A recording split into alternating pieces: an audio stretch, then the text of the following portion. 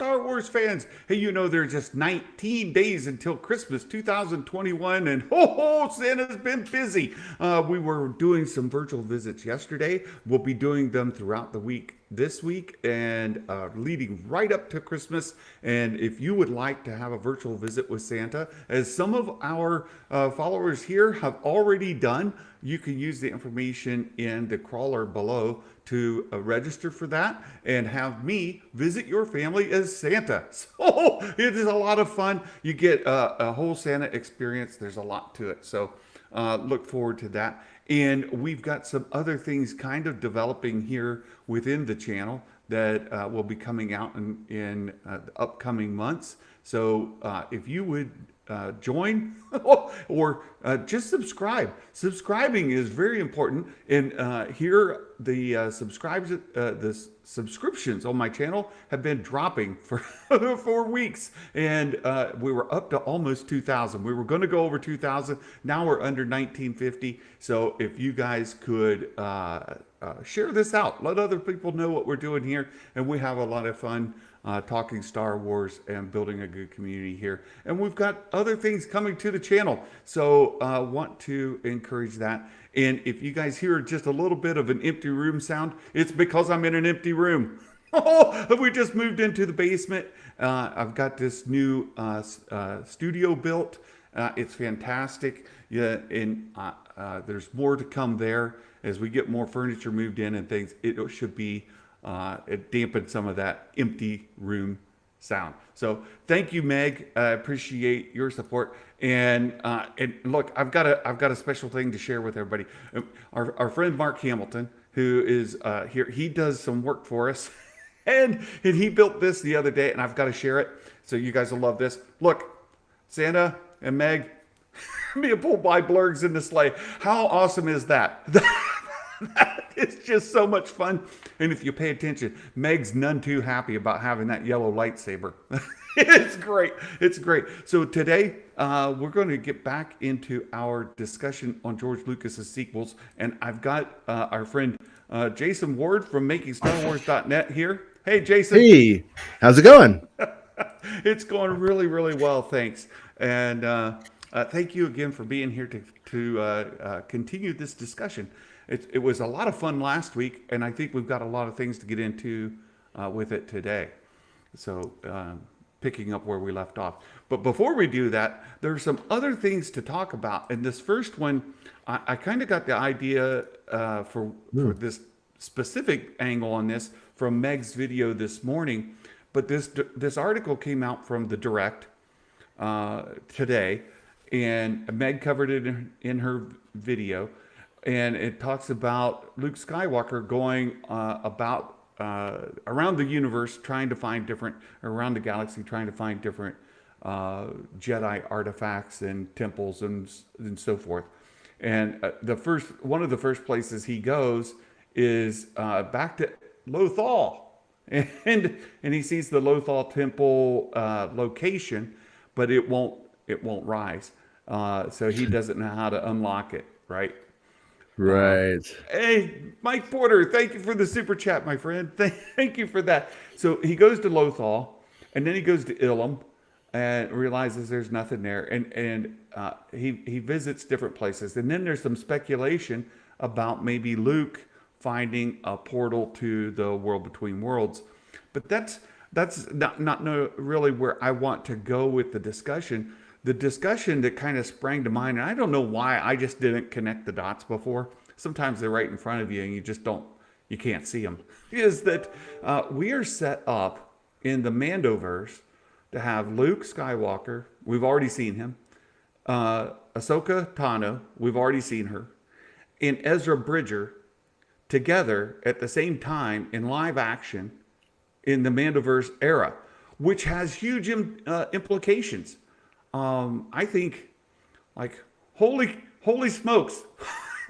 You know, people that already complain about the sequel trilogy might kind of bandwagon on, if you had those 3 Force users. I mean, you've got 3 very, very powerful Force users. Like, no joke, kind of, you know? Yeah. As I'm like like processing it. Like when you have Luke going to Ilum, and then you have Luke going to Lothal, and like all these different places. This is all stuff that we wondered about over the years, and then now it does have the opportunity to come together. But on one hand, it's almost like they're showing paths that Luke could have taken, but we can't put Luke on those paths because someone else from another character we've created is going to go there, right? Yeah, and like my mind went to like the Knights of Ren.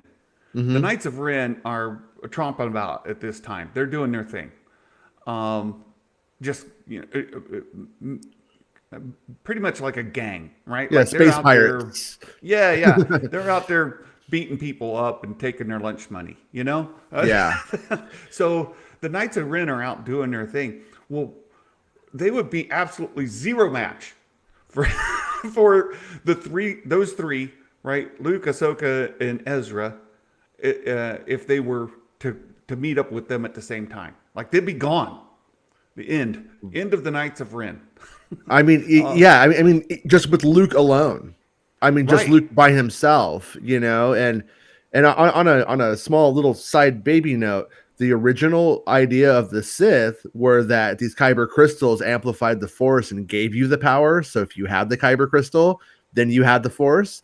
And these pirates called the Legions of Latau were the ones who got it, and then they became the Sith Lords. I think that's what they were going with these Knights of Ren. I think the Knights of Ren were inspired by one of Lucas's earlier ideas, but they of course removed the kyber crystal jazz, and that changed around. Right. But that's interesting. Yeah. Yeah, but we get Luke trying to get into that temple. They're like, no, and then that temple obviously does lead to the world between world stuff. That's not Luke's story or Luke's quest.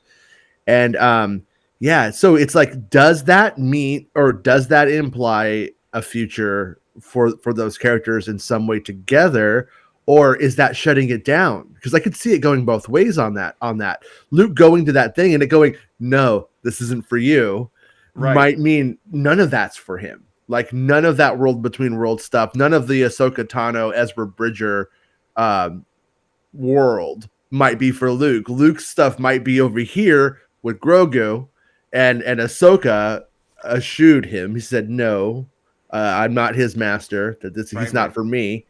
And so I'm curious if we're going to end up with the kind of a conversation between these two different sects of people who are like, we have this and you have that, and then they want to help each other. They should be going in, but they can't because they both are going to view what's on their plate is the most important thing. I'm curious to see if it goes that way. I do hope. I would love to see that. I mean, the fan in me wants to see Luke's Jedi Temple and Ahsoka Tano is there and Ezra joins, and it's like, and we start to learn who all of those Jedi were, and we get like the episode 1 Jedi Council, but with all of these characters who we all love and have like followed throughout the dark times, and like that would be fun. But yeah, will they do it? It just raises so many questions in my head. Like I can't even begin to get my mind around all of it right now. It's going to take some time. Like I saw Meg's video this morning, and all of a sudden, just things started popping, and I'm like, oh my goodness, what could happen? What could happen? And there's X-Wing. Good to see you, my friend. Because I could look, the people who've been complaining about what the sequel should have been are just going to build on that, right? Because if you've got Luke, Ahsoka, and Ezra together, what if, right? The what ifs start to happen. What if they had picked up on the clues to Palpatine on Exegol? What if the three of them had gone to Exegol? Like that would have been a game changer. Yeah. Why didn't they? What could have happened versus what did happen? Right. And what people would have desired to see versus what they did see. And I could see that being another whole wave of YouTube coming. It's coming, my friends. Two things come to mind when you say that stuff. Is that the first thing is, what should have been in terms of story opportunity and story ideas We Yeah. had that same problem with the prequels. What the prequels should have been over and over. Then the Clone Wars came in, and if you were a Star Wars fan and weren't just a fly by night person who goes to the movies, you were like, "Oh, okay, I'm fairly content now. You did most of the stuff that I wanted." And so most people walked away kind of happy with that. And then now Kenobi's going to totally just seal that up. And that's where we're at with this. What the sequel trilogy should have done was a bunch of stuff that should have happened 5 years after Return of the Jedi. And Yes. that's what they're doing right now. And the only thing that we lose out is the Carrie Fisher, Mark Hamill, Harrison Ford all together doing stuff. But even I was always a little bit hesitant on that. I always thought the Star Trek movies were a little bit embarrassing when they're like 70 and they're all together. It's like, this kind of seems weird. But Well, yeah.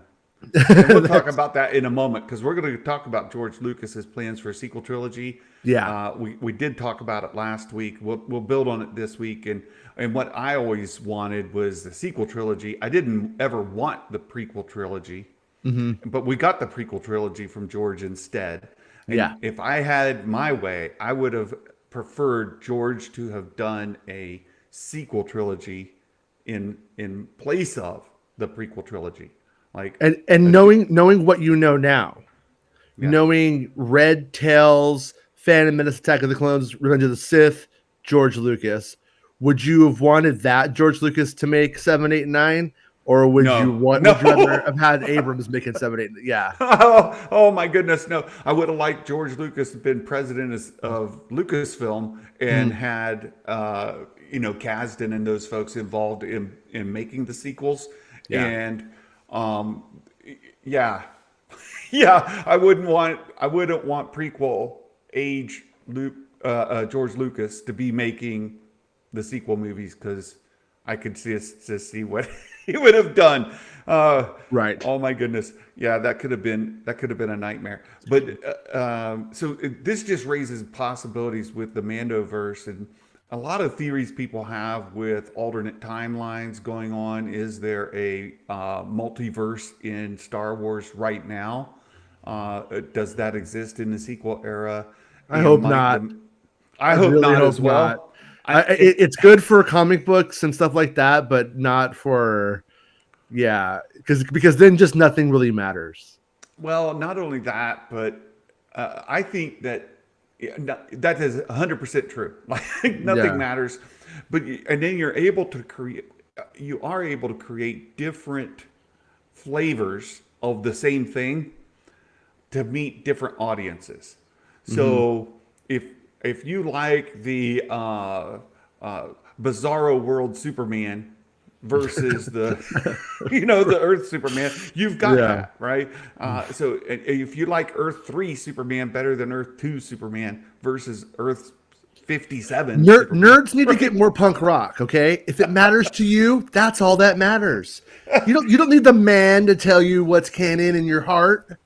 right, That's the way I look at it. right. But Well, I just see like if the three of them come together, they need to yeah, really tell a good story about how they get from there to the sequels, which I do think they're going to do.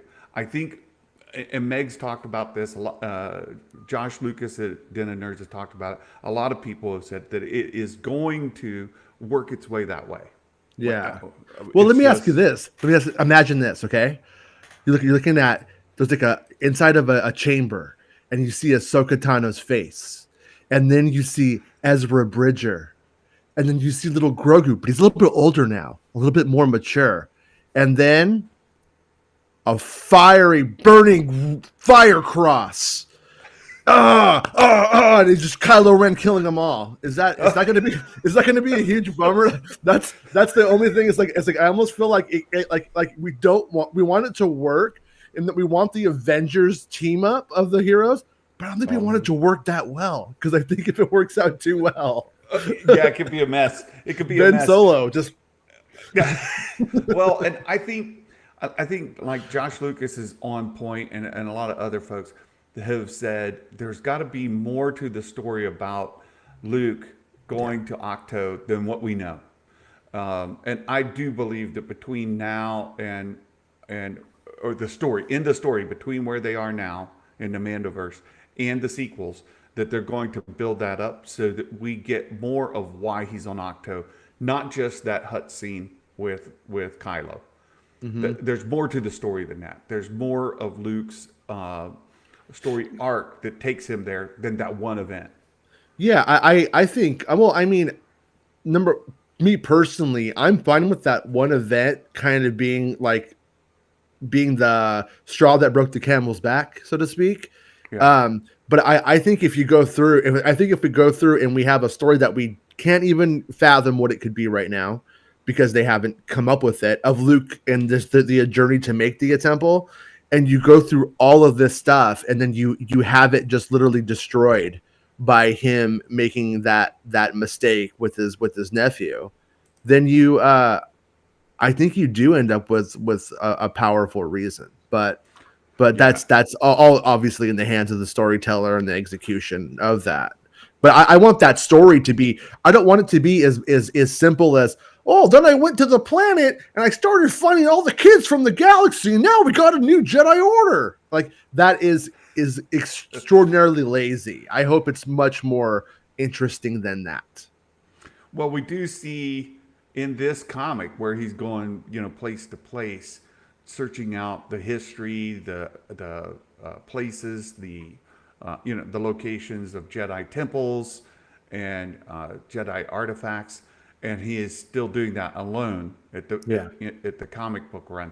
So it appears that the story is building out, in canon now, because this has been told before in Legends, and it's what people are really kind of upset when Legends was what they call decanonized. It was never canon to begin with, but when it was officially labeled Legends, then the story that they knew no longer existed as canon.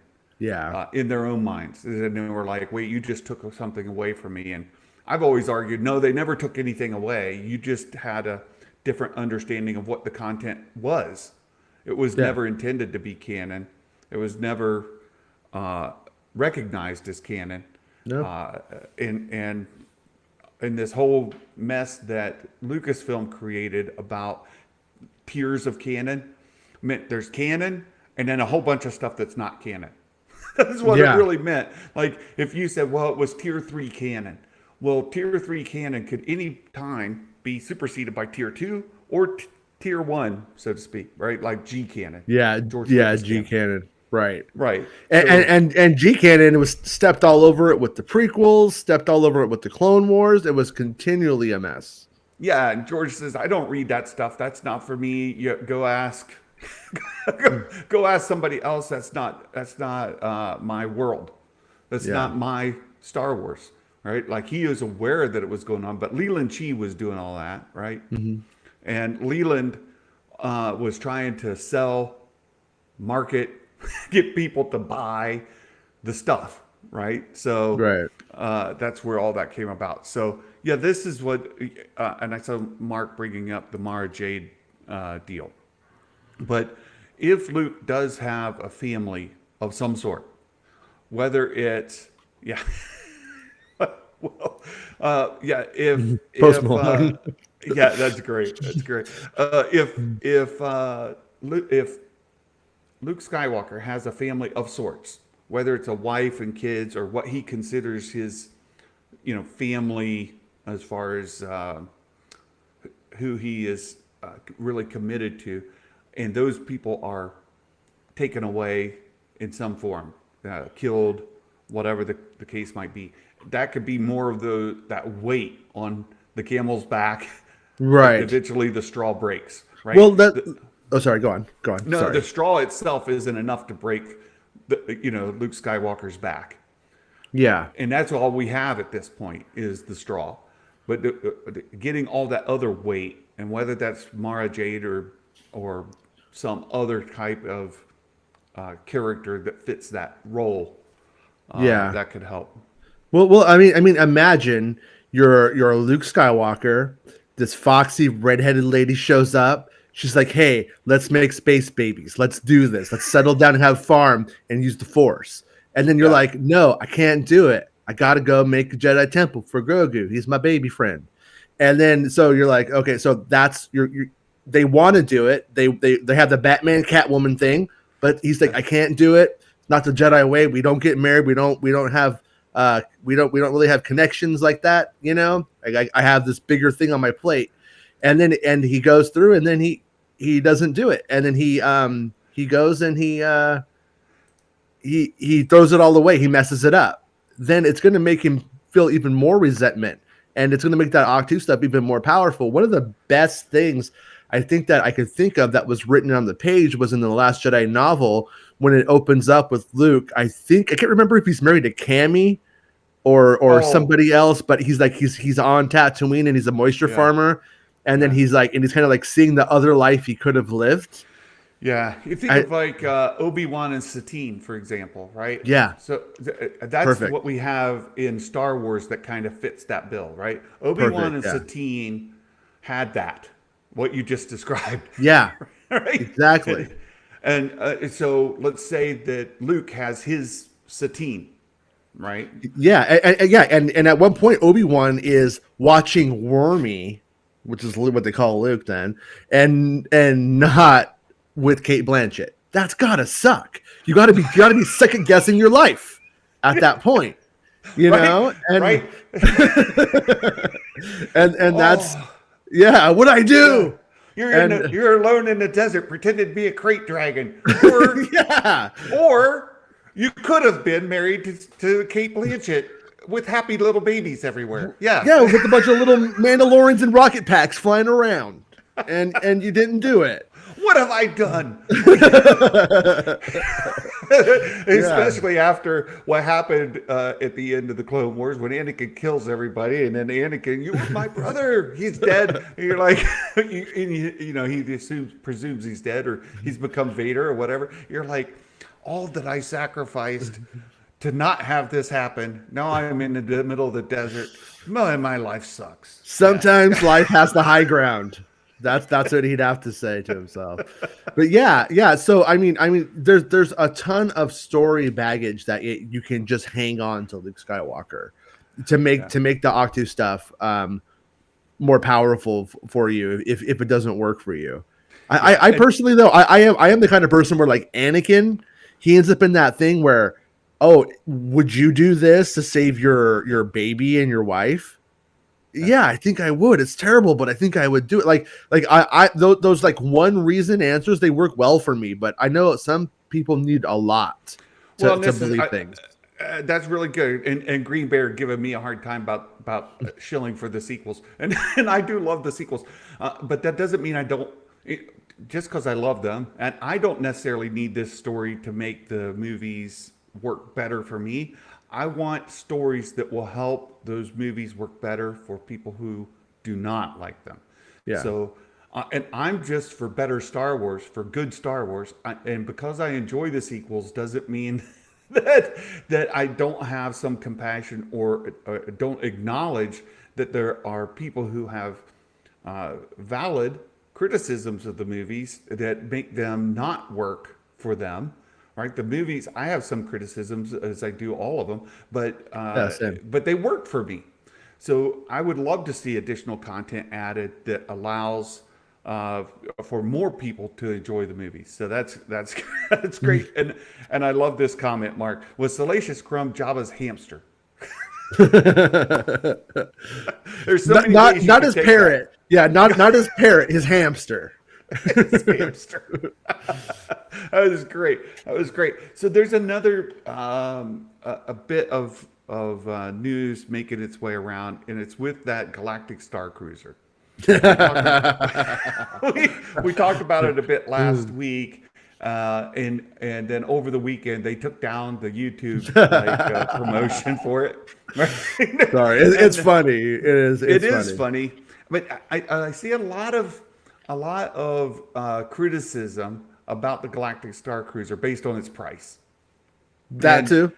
Like I'm not going to pay $5,000 to stay in a place for 2 nights with somebody, all right, or with a kid. Is it Star Wars for me? Is it, are they executing the concept well? All of those kind of questions. They're great questions. And I just wanted to focus a bit on that price tag because that's Yeah. one thing that people complain a lot about. But look, for me, it's a supply and demand issue, right? Hmm. If you build something that you label Star Wars or Star Trek or Indiana Jones or whatever, right? You label it, and if it is consumed, then you've succeeded. If you and in this case, you have a limited supply of rooms for a limited supply of nights, right? You can do the math on it. We've got X number of rooms times 365 nights. Yeah. It means, and what is the demand? And if you're trying to sell those rooms at the same price as you are, say, All Star Resort, right? All Star Resort has a buku number of rooms, and it's a lower entry point to Yeah. Disney parks, right? So the All Star Resort accessible by lots of people because it is more economical. But from what I understand, the Star Cruiser is a limited number of rooms with a bit of an exclusive kind of presentation. If you have those rooms, every room is sold for every night, then your price point is fine. Maybe it's too low. Maybe Well, you see, should raise the price point, you know? like what I'm thinking of right now is I'm imagining you and I have a stand and it says $100 hamburger stand. And as people come up, they're expecting $100 hamburger, but we're really giving them quarter pounders from McDonald's. Right. And a couple of people are going to be like, "This is good because it's McDonald's. It ain't bad. It's trash, but it ain't bad. You know, it's bad for you, but it's just okay." Right, right, Um, and some people will be happy, but there are people who will go, "This is not $100 hamburger. This is right, not this." Who are going to see it. But the problem is once you know that that's a McDonald's hamburger, you've spent $6,000. And right. and when they're trying to show me what that $6,000 hamburger looks like, as somebody said in the chat, as RF Gaming Channel, it's barely Babylon 5. Yeah. And that's where when it comes to like Disney stuff, a lot of the Disney general fan base, I'm going to be nice, but I'm going to try to be nice, but they're kind of insane. They are, to a large extent, more mindless consumerish than the Star Wars fan base can be. And so they'll go through and they'll be like, oh, okay. And then after time goes on, then they go, that was trash. But it takes them a long time. And Disney loves that mindset. It's really good for Disney. But the problem is that they didn't nail the landing because we should all be like going, I wish I had $6,000 to do this right now, and no one was. Like, how Right. do you have something with that price point and then not sell it like it was the next star? Like, if they were telling me $6,000 I could go see episode 10, I would probably be going like, how am I going to get $6,000 to watch a 2-hour movie? I would probably be doing that, in my head.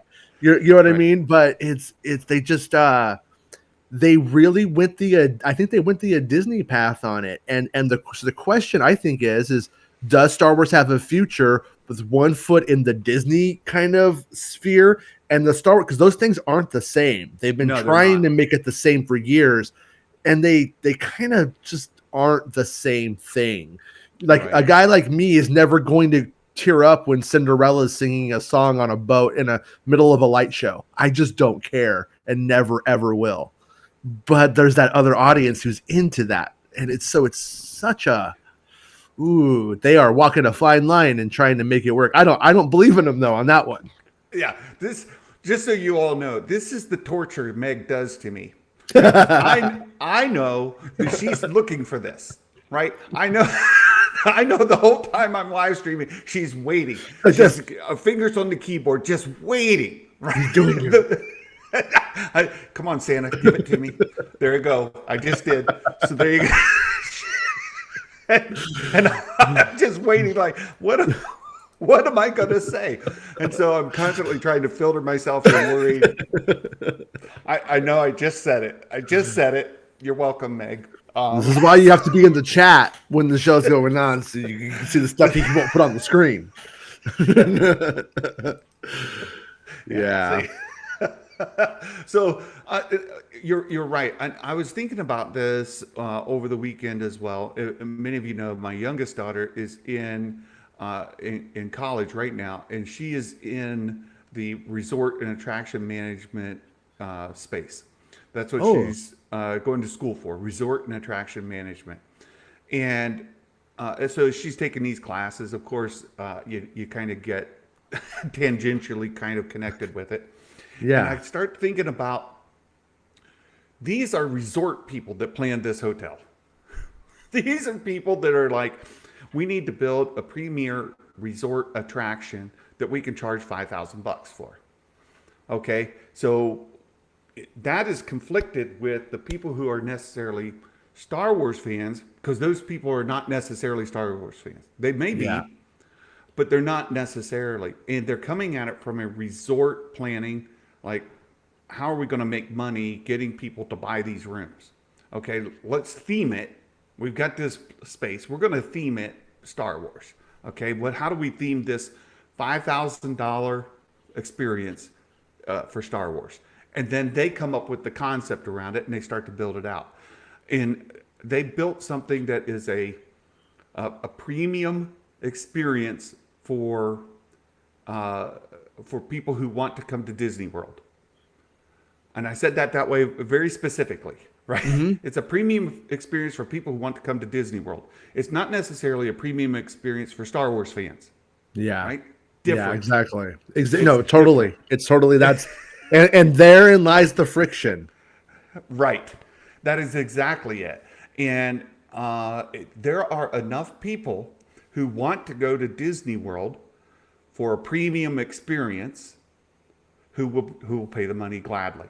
There are plenty. Yeah. There are plenty. It doesn't necessarily, and if they feel like they get to play with a lightsaber and intercept some laser shooting out of a wall, and they feel like the things that they're seeing look like Star Wars to them, good enough. Good enough. Hey, right. Jay's in the live chat. Good to see you, Jay. Thanks for stopping in. So yeah, I think that's where the disconnect is.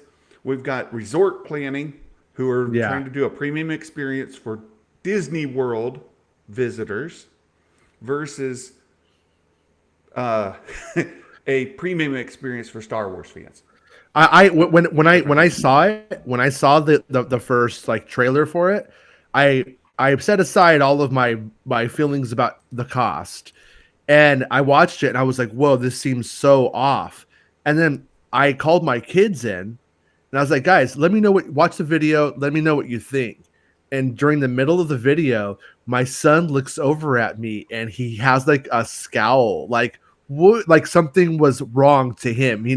And so I knew when they lost an 8-year-old boy who, do you want a toy? Do you want this? We'll just say yes to everything. Was like, what is this?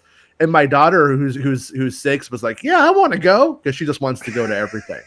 But so real quickly, for Chrisella asked this question: if you make it for normies, why do they pay $5,000? It's not even necessarily normies. These are Disney World visitors who want a premium experience. Yeah. What makes this hotel or this resort a premium experience? Limited number of rooms with other people that have lots of money. Right? You're hanging out with other people who can afford it. You've got exclusivity. Exclusivity makes it, because not everybody can afford the price tag. So the people who are there are people more of your kind of commonality, things that you share. You love rich Disney suckers. World. Yeah, I'm trying not to say it that way. But you're right.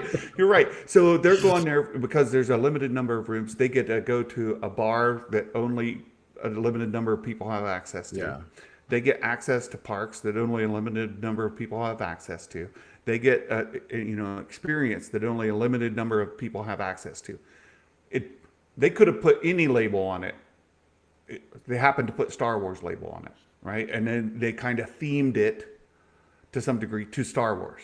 But that doesn't mean that it's something for Star Wars fans, right? Yeah. Right. And Jay says it makes me happy, makes me smile to see Santa's happy to see me. Well, not only that, Jay, but I gave Jay a super chat the other day. He was grumbling about something, as he is apt to do, right? Jay goes on and grumbles about things. It's just fine. It's good. Yeah. I enjoy coming in and visiting. And I said something positive. It's like, Santa, why are you in here bringing positivity? I'm here to complain about something, and here you are making things positive. Why you do this to me? Drunk protocol droids. It was a how lot they of fun. Look, I like Jay. I think he's a great guy, and so it's fun to go in there and just kind of derail him a little bit, as people are do to me in my live streams, right? Meg, just Meg, really. Everyone else is really, really agreeable and on point usually, but yeah. So that's a supply and demand kind of situation, right? So we understand that it's not for Star Wars fans necessarily. Star Wars fans will certainly kind of gravitate towards it because of its theme, but it's about Disney park fans who want a premium experience. Yeah. Is that You have to like imagine what Meg's family may be, and Meg's mom and dad, and she has a brother, and they're like, we want to go to Disney World. Meg, how do we get Meg to want to go? Oh, we'll do the Star Wars thing. Meg loves Star Wars. We'll be Jedi. And then they're dropping down the $6,000. And then Meg's like, okay, I'll go. That's kind of how that stuff. Okay, you know what, Meg? I know, Meg. I'm using you as the example. Okay, you're my Star Wars fan that I picked. Right. But yeah, right. And then because they're gonna go spend that $5,000 to $6,000 on something to do that vacation, and that just becomes Star Wars incentivizes. Is I think kind of the takeaway on that one. But man, it is. But what drives me crazy is they could have made it exactly like they could have made it real. When I say real, I mean like I've never seen a starship bridge in Star Wars that looks like that one. I don't know what that one was. Right. That looked like the black hole. It didn't make any sense. It looked like the old Space Mountain ride, and it did not look like Star Wars. And this stuff is established. There's an established aesthetic in Star Wars, and their design fundamentally violated that in their basic design. So go back to the drawing board and make it right. Or I think that the skeleton is there, right? The everything they've got in there is positioned. The bullet points. All the bullet points are right. Yeah, they need to go in and make it more lived in, right? They need to make it feel more Star Wars, which is cosmetic, right? They need to make some cosmetic changes, first of all. And then secondly, maybe address some of the experience met. But the investment they have in that property is still solid. And as long as what it is selling is being purchased, right? Back to, we have people looking for a premium Disney World experience with a Star Wars theme. As long as they're filling every room every night at $5,000, go for it. Go for it. And once that drops off, maybe they readdress it. Yeah.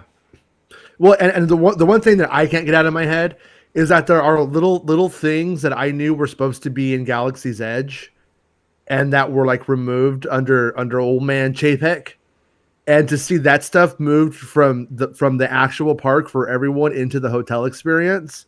That hotel experience did hurt Galaxy's Edge itself, because they decided to make that stuff for the elites. That sucks. Yeah. Now, on the to continue the discussion in a little bit different context, is this Rancor?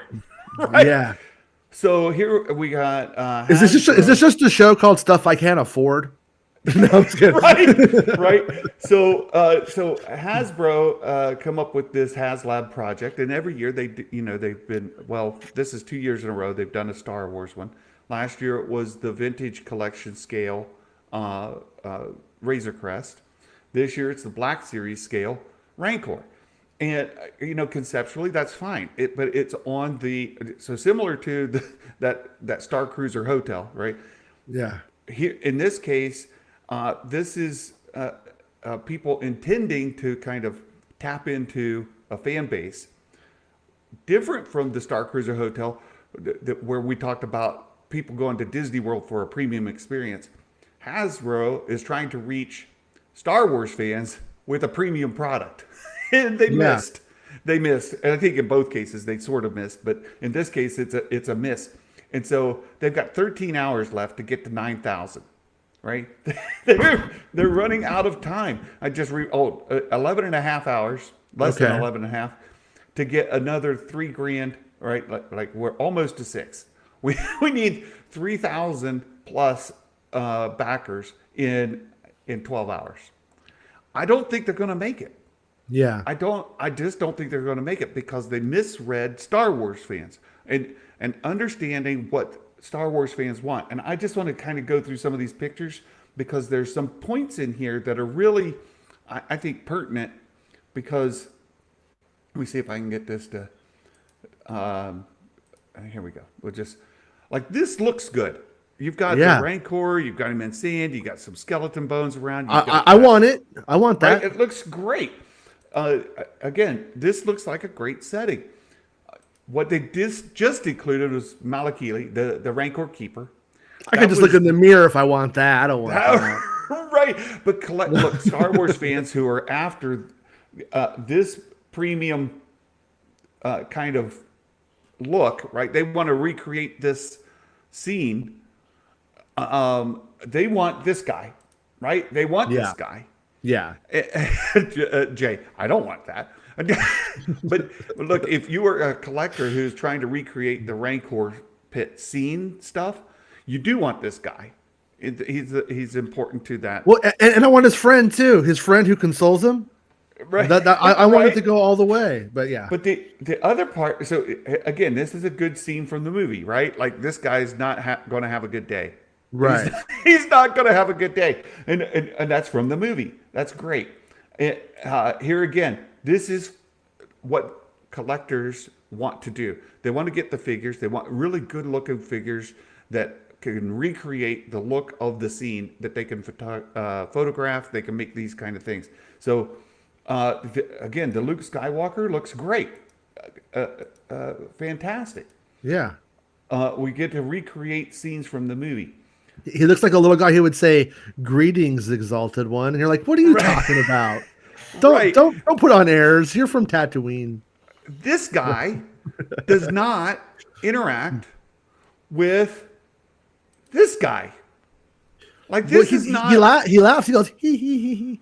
Like this is not. Yeah. This is not in the scene. Yeah, no, I would rather have some rocks and bones or something that go at his feet than that, and especially like I think you said last week, Ula. Right, Ula is intended as well, or really in high demand.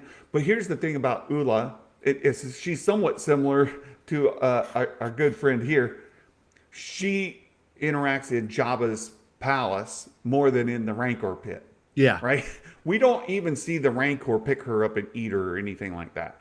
Right. We just see her fall down and then she screams. And in the remake, you do see more of that scene, but you still don't see them in the scene together. Well, that's because she screams and he goes, "Oh, I'm sorry. I didn't mean to frighten you." And then he lets her go. Right. If you didn't see him die on screen, it didn't happen. Remember in Star Wars, you didn't see it. So that's what happened. Right. So I just think here's a fundamental misunderstanding of what the collectors want. Right. Yeah. The collectors want to be able to, photograph. Let me get back. They want to be able to photograph this. Yeah. Right. They want to be able to do that. Salacious Crumb has nothing to do with that.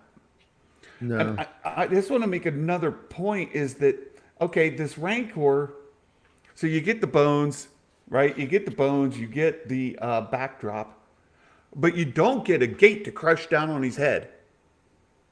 Like, Yeah. you don't have a gate. Why?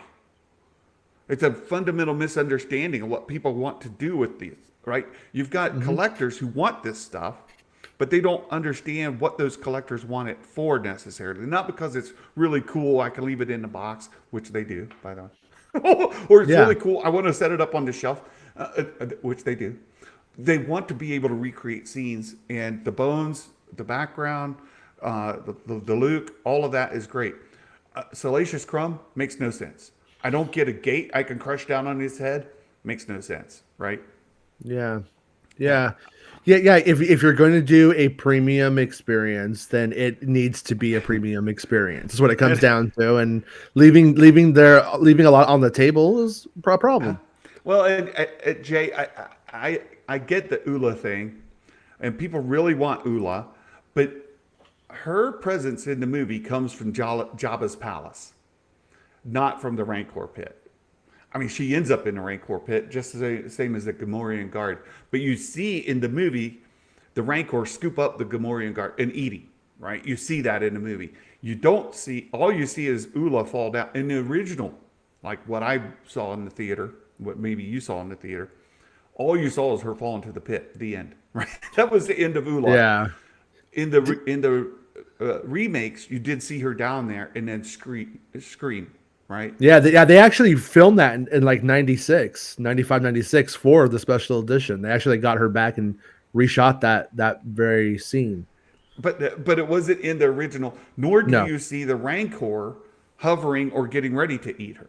So, I mean, if you want to pit with the things that the Rancor eats, well, Ula isn't necessarily part of that collection.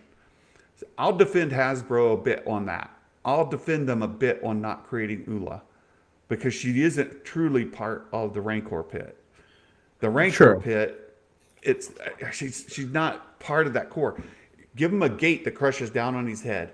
Give them You know what? they You know what would have got me in is if they had included the action figure of shirtless Phil Tippett when he's working on it. If they hadn't done that, I'd have been like, okay, this has good spirit. I'm in. give us pink shorts guy holding the boom. Yeah, and shirtless Phil Tippett. Oh my goodness! So I just think that it's and as Kayla put in the chat. Let me get back up here because I saw her post a comment. Let me go back. Where was it? I'll find it there. Is it a fundamental misunderstanding or intentionally not giving us what we want? I think it's a fundamental misunderstanding. Why would anybody intentionally not give consumers what they want to consume? All right? Yeah. So it just doesn't make any sense. So yeah, I'm just trying to make sense of it and dissuade some of the shill label that I have. Got to dispel that rumor. That's I kind of want to talk about that supply and demand, right? So in one case, you get $5,000 to go experience a premium experience at Disney World. Those rooms are sold out. They're sold out. People are buying them. Another one, you got a premium experience. It's not going to sell out. What do they have in common? What do they have different? In this case, you don't have people who are just toy collectors that are like, wow, that looks awesome. I need to have it. In the other case, you have Disney World consumers who say, wow, that's a premium thing. I want it. Right. The the scary thing or what, I don't know if it's scary, but if they do these premium experiences though and don't nail them, then it kills the brand. It kills the desire or the output of that stuff. Eventually, if we look at it purely in like capitalistic supply and demand terms, though, it does it ends up coming back around. It's like we have to be critical and we have to critique these things when they are cutting corners and let them know that we notice. Because if Disney could give you a Disneyland hotel with a Star Wars blanket and charge you $6,000 for it, they would do that. They would be crazy not to. So it's kind of like our job to be like, nope. Yep. And it worked. It worked. Like that Star Cruiser hotel. That video is gone. Right? Yeah. They're like, oh, son of a biscuit, we missed it. Yeah. We That missed poor it. kid from the Goldbergs. What were they doing to him on that performance? He seemed like he was on some fun spice, to say it nicely. Maybe he was still excited about the numbers on the paycheck. Yeah, I think And now so. his excitement was coming out of seeing that check. Oh my God. I'll be excited about anything for this amount of dollars. Yeah. Because I was like, whoa, man, take it down a notch. Oh my goodness. All right. So now that we're down to just 10 minutes left in the normal schedule. Now on to the topic. This is, again, I blame Jason. I blame Jason. It's my fault. I watched too many of his videos, and this is what he does, and so I'm imitating his. I do what I want. So last week we talked about George Lucas's sequels, and we're using this Wikipedia article sort of as an outline, and to talk about the points as we go along. And we got through like the original kind of outline is laid out here, 1 through 9, right? Yeah. And then we kind of talked a little bit about at the end here the issues with Marcia, right? And he stepped back from filmmaking, right? And you see this last sentence, and what we talked about last week is in 81, he decided he's only going to make one trilogy. I'm done. I'm going to stop with the original trilogy. I'm not going to make more, right? Right. So we know he changes his mind because we got the prequels. so that happens. So here we go. And we're going to pick up here in the cancellation period. And Gary Kurtz gives us some more detail from what they took from the sequels and put in Return of the Jedi. And these bullet points here. Luke Skywalker becomes a full-fledged Jedi. Luke's sister, who, again, just as a reminder for people who don't know, Luke's sister was not Leia, was never intended to be Leia. It was Nelith. And, or whatever name that they would have ended up with. But Nelith was actually in the script. You can go read it. You can see where they give her name, Nelith. And now Nelith is a lady who does a fair in Star Wars and doesn't shave her armpits. It's a music festival that Luke goes to every year. It's cool. Everybody live their best life. That's what Luke says. Hey, you do you, right? Yeah. Nelith fair. Sorry, I'm lame. I can't help myself. So dumb. That's what Kayla says about me all the time. Dad, you're lame. You're so dumb. You're so dumb. But Luke's sister is now changed to Leia, and so Meg, you nailed it. Meg again, as Meg does, and just Holdo, right? Holdo McNellith was her maiden name. So every time we got to do this, the blurg's pulling this way. I love it. So that was really bad. Yeah. So look, they retconned Leia to be his sister. So we were going to take this from the George Lucas's original sequel outline, which is given just above, right? So people talk about, hey, I want the original Lucas trilogy. Well, he already took that out and put it into Return of the Jedi.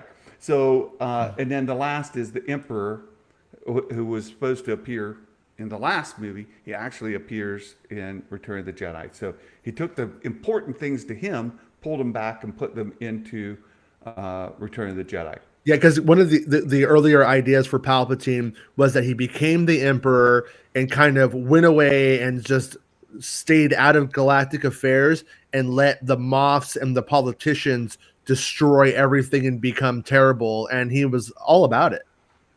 Right. X-Wing, you're entertaining me endlessly today. I see your chats. That's so good. And then here we get throughout the 80s, Lucas hinted at plot elements from his abandoned sequel trilogy. So look, the original. So there's the Star Wars theory has gone extensively into the notes from that book about what his sequel trilogy was. And there's another version of the sequel trilogy that's at the midichlorian kind of mitochondrial kind of layer.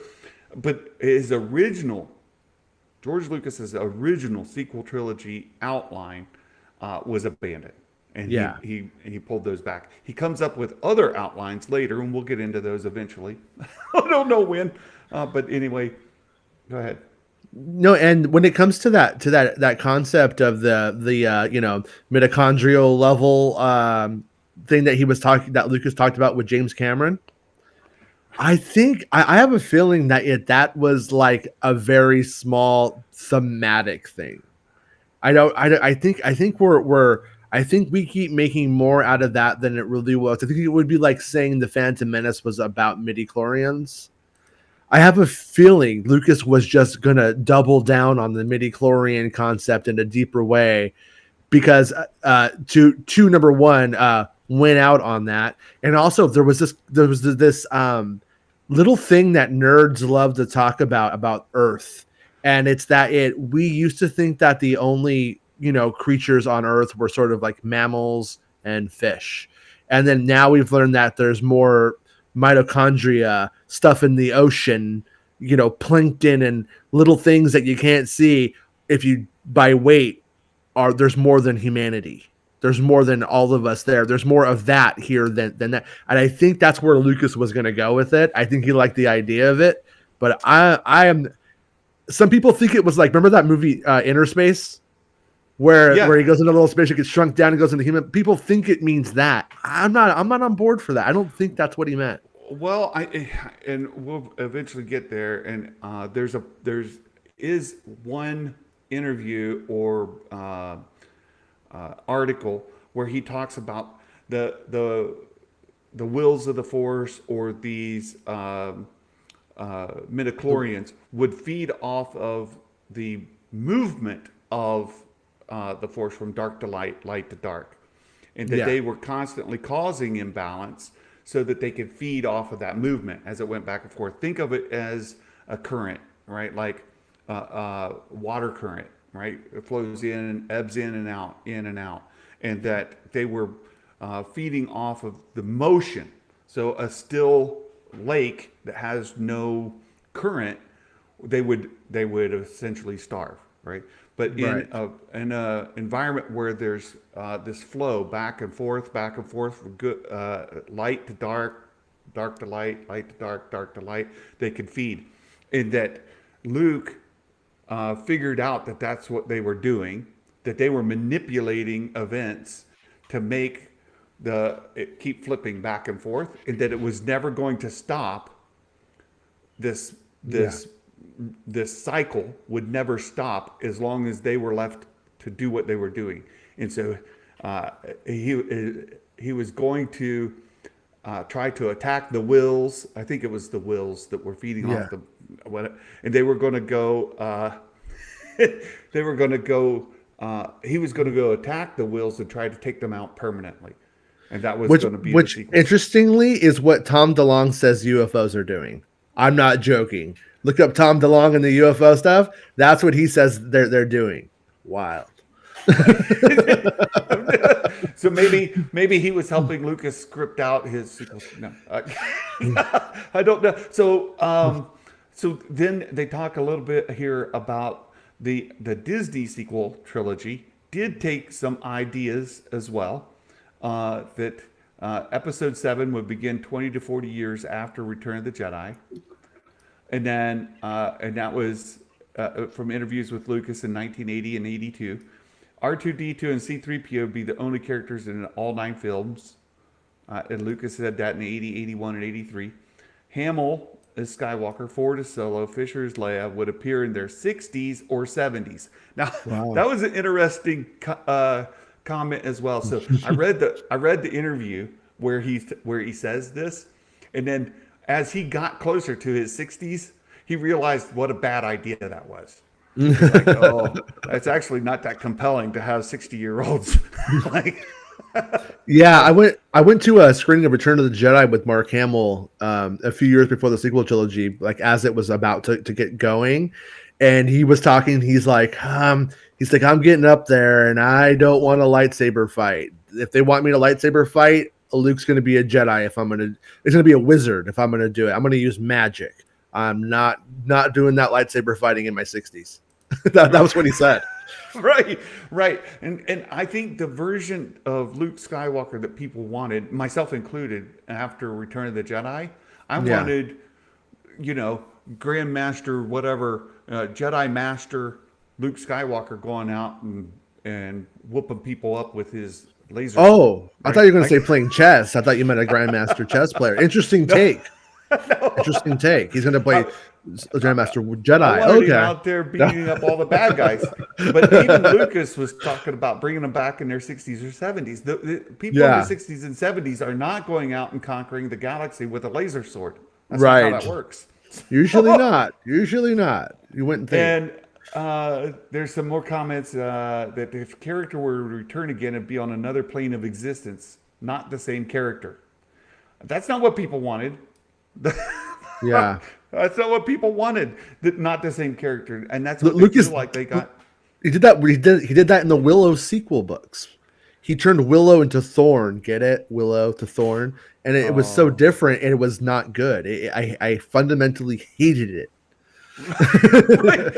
And people complain about Luke in The Last Jedi not being really Luke Skywalker. He's Jake Skywalker, whatever. Just They stay got till that- the end, and he Right. You have to wait. Yeah. And for me, I don't agree with that assessment, but I Yeah. hear it, right? And I understand where it comes from. Look, Luke, I mean, in George Lucas's original sequels that he abandoned, by the way, and thank him for doing that. Luke would have been in another plane of existence, not the same character. And that was Mark Hamill in 1983. Look, right.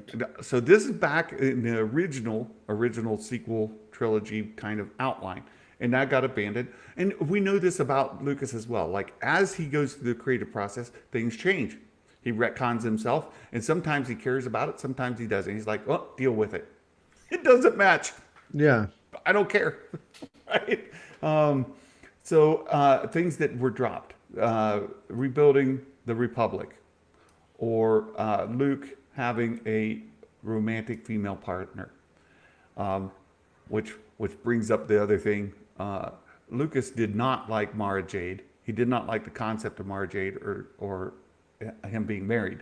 Having a romantic relationship might have been that kind of tug that we see with Obi-Wan and Satine, for example, but it's not that.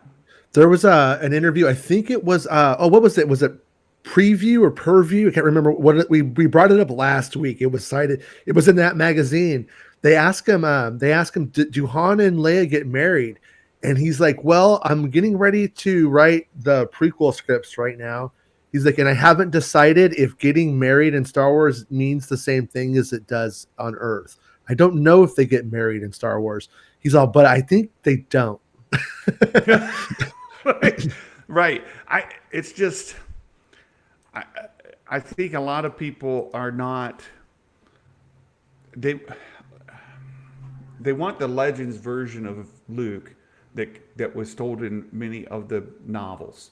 Yeah. And I get it. In novels, comics, the graphic novels, all those. That was an awesome version of Luke, but he was never George Lucas's version of what Luke was going to be. All the way back to his very first idea of the sequel trilogy, it wasn't going to be that. You were not going to get that version of Luke. Not Right. from George Lucas. You certainly weren't going to get it. So and again, that's why many of us, when Disney bought Lucasfilm, we were like, finally, we're going to get some Star Wars that Lucas won't give us. Right? Yeah. Yeah. If Lucas had been interested in that Luke, you would have movies with that Luke. Yep. And Exactly. you don't be for that very reason. And Lucas would always circumvent your expectations. Like as far I know a lot of people get annoyed with Rian Johnson for comments that are just really kind of, I think, actually blown out of context and blown up into being more than they really are.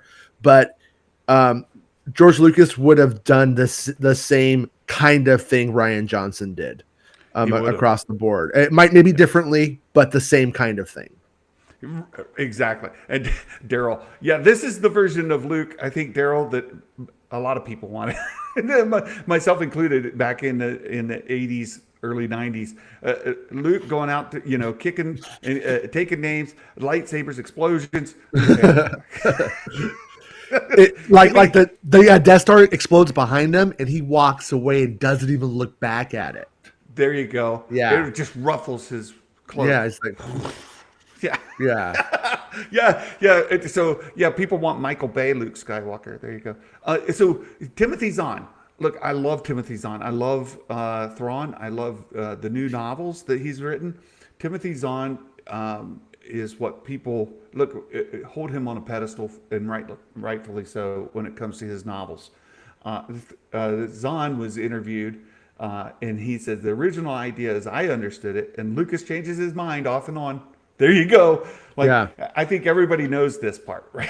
Right. Like Lucas changes his mind off and on. So if you're quoting George Lucas from a date, then he at some point has said the opposite, right? Like he said, well, this is what George Lucas wanted. Well, on that date, that's what he wanted. If you Yeah. on a different day. Yeah, you could pull quote all of that stuff. I like what Will said. Will says Rian Johnson took Luke, I am your father, and applied it to every script decision. And like on that side of things, I think what made Star Wars work for George in the big picture was his use of melodrama. And he used a healthy dose of melodrama in Star Wars. And that's what I think is what resonates beyond time and stylistic film choices that change how things like, movies don't feel the same today. Those elements still work. I'm curious if Rian Johnson's use of melodrama is something that has lasting power in the big picture or not. I suspect it will, but I'm curious. Good question. And Green Bear, yes, this does exist. We'll eventually get there. We'll eventually get there. And Zahn, when he was talking with Lucas, he said there was going to be 3 generations, right? The original trilogy goes to Luke's father, and then you get the original with Luke, and then with the sequels, you would have had Luke's children. So 3 generations, each sequel or each trilogy being a generation. And so when he went back and did the prequels, again with Anakin, that followed that concept, right? Yeah. And so we know in 81, we started here, right? In 81, I'm done, right? Yeah. And in 92, we're going to do a prequel trilogy. What precipitated his change of mind? Divorce. It was Marshall Lucas taking. I mean, it's serious. Marshall Lucas taking half of all of the Lucasfilm assets meant that he really had to make the prequels, or he had to keep growing ILM and becoming a visual effects company. And the prequels were a way to give that company another 20 years worth of funding, and that was a big reason for doing it. I don't mean. It's not that simple. That's not the only reason. It's not, but it was a big reason, and I think it's why Lucas said, you know what, I can do this. It will be a means to an end in that way. But if I'm going to do it, I'm going to do it my way entirely. Yes. I'm going to please myself. I'm going to make it work for me. And Jason said that. I said it. Quote Jason. I'm gonna go out there and say George Lucas is human, and everyone pleases themselves, and so does George Lucas sometimes. And he did that with the prequel movies, and he made them on his terms, and he, I think, had a hope that everyone would love it just as much as the originals, and that it was always him. I think he had the wake up call when he made that the original trilogy stuff was lightning in a bottle, and he had a lot to do with it, but it wasn't all him. Like how, in some way, his hubris had to hope that it was all him, and it wasn't him and all of his friends and the artistic community that he had behind him at that time.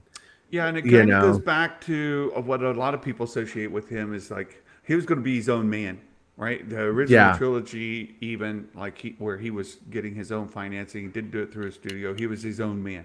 Now he's going to truly be his own man. He's got all the funding he needs. He could write, direct, create whatever movies he wants, and he right. did. And he did. Yeah, he did. And people, I think, rightfully have said, look, the prequel trilogy is the most George Lucas Star Wars that exists. I agree with that. I agree with think that. it's true. And I respect him for it. I have more respect for the prequel films than any of the George Lucas films out there. I think that was the one where he knew what people wanted. He did what he wanted to like do. And you look at his earlier films, THX 113, he's trying to prove he's smart. It is smart, but he's trying to prove he's smart. And American Graffiti, he's trying to prove he can make blockbuster movies. You said it, Daryl. I said it, Daryl. Yeah, and then on the prequel movies, he's like, "Hey, I don't care if the whole world's going to get mad at me. I'm going to make what I want." But of course, after in the fallout of that, I think it starts to really hurt. Yeah, I agree, and we'll get there as well. And, and Red Tails is really, I think we mentioned before, was the straw that broke the camel's back, and it's for sale. So, Yeah, well, that's when he realizes he's not a blockbuster mainstream filmmaker anymore at all. Yeah. And so in '92, he says he's going to make the prequels, and he would ask about a sequel trilogy. He says no, and he would not allow others to make it. And this again, a lot of people clasp onto these kind of quotes, and you'll see it here. He says in the '97 special editions, I don't have scripts for the sequel trilogy. And it wouldn't. His original notion was, wouldn't it be fun to get the actors come back when they're 60, 70 years old and make 3 more movies about them as old people? Yeah, oh, and he's wouldn't that be fun? Wouldn't that be fun? Yeah, and he's clearly like being like, I think there's a bit of cynicism in that comment. At least Yeah. I'm sensing it. Yeah, for sure. And then he says the whole story has 6 episodes. That's what he's saying. Look, it's 6 episodes. And then 7, 8, 9, they're sitting in rockers on the porch, just kind of, Star Wars. Yeah, whatever. but the whole story has 6, and people really latch on to this. If I ever went beyond it, it'd be something that was made up. I don't have any other notion. It'd be interesting to do Luke Skywalker later on. It wouldn't be part of the main story. Something that was made, George, this wasn't real. It was all made up, buddy. He said, yeah, all of it. Right. And he said it really ends at part 6. And I do agree with him though. I mean, like in terms of like those 6 movies, that's a complete thing. And then everything else is something else. And I don't think that's bad. Yeah. Yeah. The AARPers. AARP. Yeah, it was great. And on the possibility of someone else making Star Wars films, Lucas said probably not. It's my thing, right? He had really solid ownership of it. And in '99, he was asked, required to make. He said basically what I said as a joke. There it is. Was maybe when they're in their 70s, we'll come back, right? So it was totally a joke. Thing I didn't realize, and I do now, is not only would they be in their 70s, but I'd be in my 70s. Yeah. And ultimately, the sagas 6 that are 12, they can watch them together as they were intended. And then he comes down off the cuff comments that were taken to, right? People are taking my comments and taking them too literal. That's George retconning himself. Oh, I didn't mean it. Sometimes it was a joke. Sometimes it wasn't. He just changed his mind and he just says, "Oh, you misunderstood me." Yeah. And then it says, where is it? Ruled out. Here it is. Added, expanded universe did not line up with his vision. Asked if he wanted Star Wars to be made after his death. He said, I left pretty explicit instructions for there not to be any more features. Well, we know that changes. We know it changes. This is in 2008. 2008. Imagine what he was doing to his kids if he had kept it, if the Lucas family had kept it, and then he dies, and then now the legacy of those kids is being asked if they're going to make Star Wars, them saying no, our father said no, and then people going, but just do it anyway, and then they're damned if they do, damned if they don't. You know what I mean? And Right. It's like the so Tolkien family, right? The J.R.R. yeah, Tolkien family. They're kind of in that same spot. yeah. Yeah, and I mean you can see it on the poster here. Katie Lucas was writing some Star Wars back then, and she could have become like what's Frank Herbert's son? Is it Brian? I can't remember his name. The one who wrote the sequels to the Dune stuff. It's just like I don't think he wanted that for his kids, and I think he did the right thing ultimately Yeah. for them. And so in 2008, no, not going to happen. I've left explicit instructions. No more Star Wars. It's done. The Star Wars is concluded. It does not go any further. The expanded universe doesn't exist. The Star Wars exists as my movies only. We're done. That's But 2008. but also we needed to contextualize 2008. He has Star Wars Underworld coming out. He has the Clone Wars coming out, and maybe another live action show that was also related to Underworld. And so by doing that, he's choking the supply. To go back to the supply and demand analogy from earlier, he's putting the supply and demand into Clone Wars, into Star Wars Underworld. He's making Good it point. where now, if you want your Star Wars, don't hold your breath for that stuff. It ain't coming. You have to watch it on HBO when the Clone Wars airs there, and which didn't Good happen. point. But That yeah, is really, really sentient. Like people forget what was going on in history at the time, right? yeah, And that's really, really important to know. And he says I felt it. It worked for the me. I was Star like, I was Wars, like, I was like, I gotta watch the Clone Wars. That's the only place I'm gonna get these Star Wars stories. I knew that. right? Yeah. The Star Wars is done with the tragedy of Darth Vader. That is the story. So look, did he change his mind? Sure, he did. Right? The Star Wars is more than just that. And even in 2008, when he said that, there was more going on. Like he was closing the door on other movies. Right? You're not getting any more movies. I'm not doing any more movies. Nobody else is doing any more movies. The movies are done. Quit asking. Right? I'm done. But hey, to your point, what you said, Jason, if you want more Star Wars, we'll give you more Star Wars. It's coming from this other source, right? Yeah. Yeah. So Anthony asks, do you think that's the reason why the prequels are so divisive within the Star Wars fandom? Meaning, I got to go back to what we were talking about. Well, because it was Lucas just doing Lucas. At the time, the prequels were divisive because you had two generations of fans. You had original trilogy generation, you grew up with them from, like me, from 10-year-old up. And you had Timothy Zahn's Heir to the Empire novels. And for me, that's all I had read. I hadn't read the comics and stuff. I didn't see the point of it because I knew what Lucas said. None of that is really my Star Wars. And I didn't care to read things that weren't really Star Wars. And that's why Leland Chee comes out and says, oh, no, it's really Star Wars. You should buy it. And I'm like, no, I know better. I'm not going to buy it. Yeah. But that's what the Lucasfilm was trying to do with these tiers of canon. And then when the prequels come out, you had two generations. You had the 10-year-olds now versus the 10-year-olds then, right?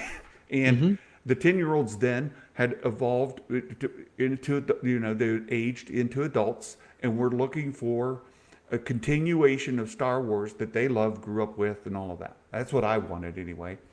And then you had 10-year-olds that were coming in, and you were getting, fart jokes and Three Stooges. You were getting Tom and Jerry. You were getting all those kind of comedic runs put into Star Wars. You had bad CGI. You had,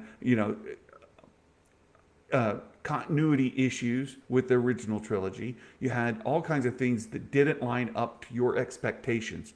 And I've said this before: when your expectations are set, here, and then you're given something else, right? Your expectations have been subverted, as people love to quote Ryan Johnson. My expectations were subverted. I didn't care for the prequels because they didn't align to what I wanted or what I expected. It was George Lucas's sequels or prequels. It was always his story. It was always his story to tell. I just wanted something different. And that happened to a lot of us. So why was it so divisive? Because we had different kind of expectations, different things we wanted, and we didn't. George Lucas wasn't interested in giving us necessarily, go back to what the fans wanted. He wasn't necessarily interested in giving people what they wanted. He was interested in telling the story that he wanted. He was about pleasing himself. Yeah, I mean the guy created Luke Skywalker. He took the monomyth and he made it work. Oh, he got an A+ on that assignment when he turned it into our culture. And when he gets to the prequels, he doesn't want to do it the same way. He doesn't want to do it exactly the same way. He's already done it. It would be boring for him. He made him a 10-year-old kid or an 8-year-old kid, and yeah, he made some wild choices that made the assignment fun for him again. That's the way I look at it. And I'm like right in between. I'm like in between. I was there for like Return of the Jedi, but also there for Phantom Menace. I was kind of a kid in a weird way for both of those things still. You know what I mean? Like, and so like I'm like that kind of that in between. And I grew up with George Lucas always telling me there wasn't going to be a 7, 8, 9, and George Lucas telling me there was going to be a prequel trilogy about Obi-Wan Kenobi when he's the hero. And so I grew up always watching Obi-Wan, looking for what are the clues? What is that? So I was already like prequel obsessed. He had me set up to be prequel obsessed as a kid, essentially because of that. You know, it's kind of weird. Yeah. Yeah. Little did you know, it mostly involved Obi-Wan in his cave imagining being married to Kate Blanchett. It makes, and that's me today. I get it. It's so real. Oh my goodness! And look, the comments in the chat are not wrong. Like, there's a little bit of acceptance. Well, more than a little. There's a lot more acceptance of the prequels for what they are now than there was then, by the people who were critical. I'm an old curmudgeon, so yeah, I still don't like them. But that's it is whatever, right? I haven't forgiven George Lucas for the stories he told. Mm-hmm. I've tried to come to terms with them. I've tried to enjoy them for being what they are, but I'm still just not really. They just don't work for you. That's they just okay. don't work for me. They don't work for me, and this is why I also acknowledge that 20 years from now, people will look back on the sequel trilogy, and in large part accept them for what they are, and there will be a little bit of coming to terms with them. But there will still be plenty of people who don't like them. I've tried so hard to like the prequels. I just don't. I don't. How dare you say that about Jabba the Hutt, Meg? We're not friends anymore. Oh my goodness. Yes. And Anthony's right. I did say the mental gymnastics that I have to do to make the prequels connect to the original is too harder for me. Right. Right. Not sequels. Right. the seagulls. Then the seagulls. Right. Yeah. Yeah. The mental gymnastics I have to, and look, as it goes with the prequels to original trilogy, there are questions that don't make sense, and you have to go through some mental gymnastics to connect those dots. For some people, that's really easy connections. They're like, oh yeah, it makes sense. A, B, C, D, E. There we go. Done.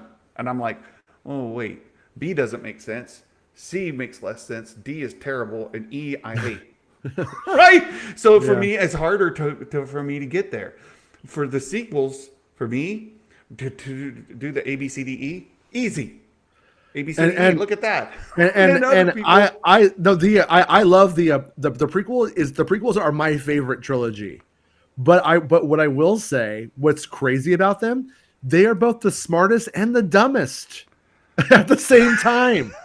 It's amazing. You know what I mean? Like it does the most heavy lifting intellectually, but then offsets it with like Three Stooges kind of stuff and poop jokes and stuff like that. And you're like, what's going on here? It's very strange. And Yeah. it's like George, I think George was like, you know, I made the original one as a callback. I modernized a callback.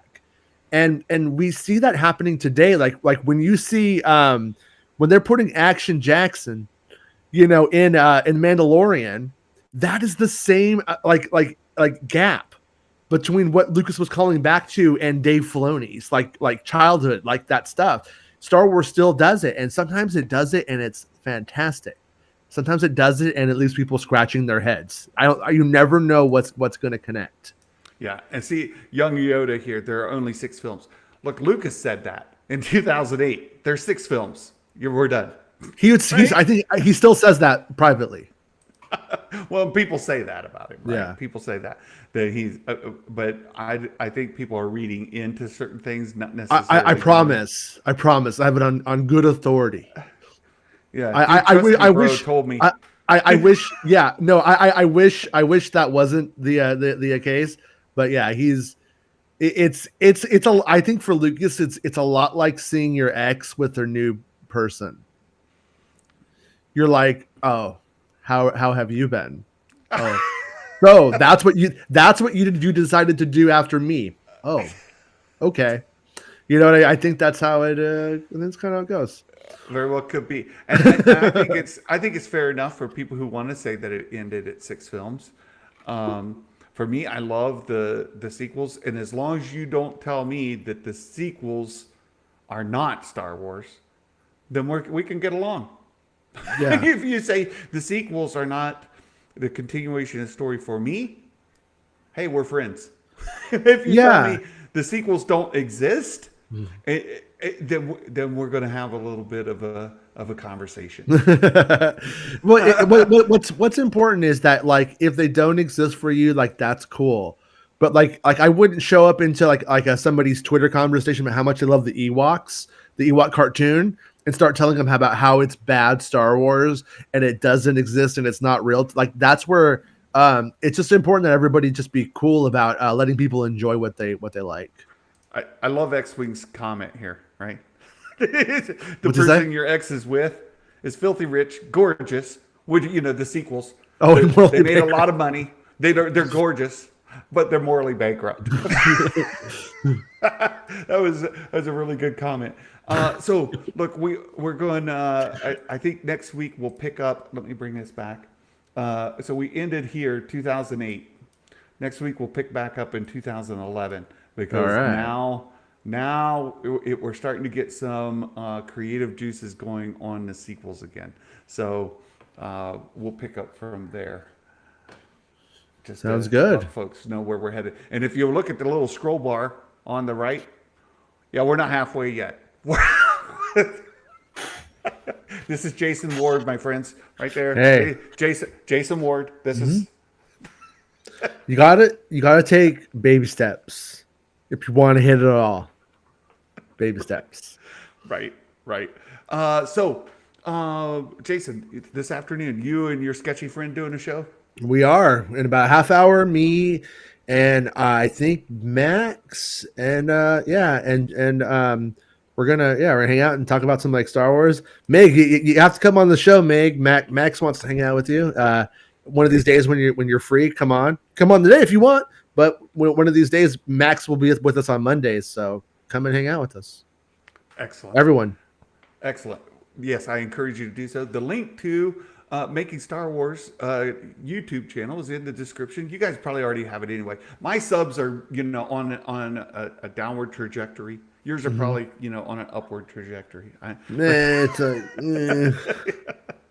So look, I would truly appreciate it if you guys would do the YouTube things, right? Like, subscribe, share, all those kind of things. And if you would consider becoming a member, a supporter of the channel, it means a ton to me. It really does. And we've got some great plans for 2021. We've shared a lot of those. Look, we'll be giving away some hot toys. Like those are pricey. We'll be giving those away, and that's made possible by members. So appreciate that that kind of support. You guys go check out Making Star Wars here in a half hour. That's where Santa's going to be. I'll be hanging out over there. So I'll be watching the show. So and taking notes. Ready or not? Either way. You guys, thanks again, Jason. Thank you for being here. Thank and you. We have to close out every show with our Mike Porter dad joke of the day. So the Mike Porter dad joke of the day. Why did they call the heavy weight ball a medicine ball? Why? Because if it falls on your feet, you need medical treatment. That was too daddy. That was too dad. I don't write them. I just report them.